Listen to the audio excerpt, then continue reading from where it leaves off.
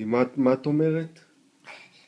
רציתי להגיד לך משהו בטובים, ואתה כולם טופים, אני מפריעה לך לדבר, נו מה קרה? אני לא חייבת לבוא לך, אני באמצע חוברת. על מה את מדברת? אני לא מבין. נכון, אתה מקודם תופפת? כן. נו, אז רציתי להגיד לך משהו, אני מפריעה לך לטובב. אם אני מפריעה לך לטובב, זה כולם טופים, אז אני מפריעה לך לטובב, מה קרה לך? אבל למה את לא יכולה לבוא אליי ולהגיד לי... ככה, כי אני באמצע חוברת הבאה, יואו. כל דבר אתה חייב לצעוק. אני לא אהיה חברה שלך, ובגללך אני אתן לך, אני בוכה. בגללי? כן.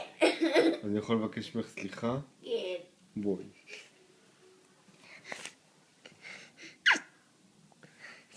את סולחת לי? כן. אז את כבר לא בוכה?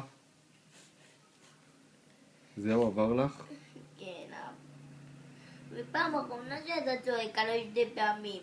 פעם פעמיים. אחת הבנתי, פעם אחת אני הבנתי אותך. פעם שנייה זהו, אני כבר לא יודעת מה אתה רוצה ממני. אז אפשר לבקש עוד פעם סליחה? אתה לא חייב. אני לא חייב, זהו? לא. כי את סולחת לי? כן. טוב, מאמי שלי. יאללה, תכבי שם את הטלוויזיה בבקשה. אתה רוצה לראות שם? לא, אני אראה פה כבר. טוב?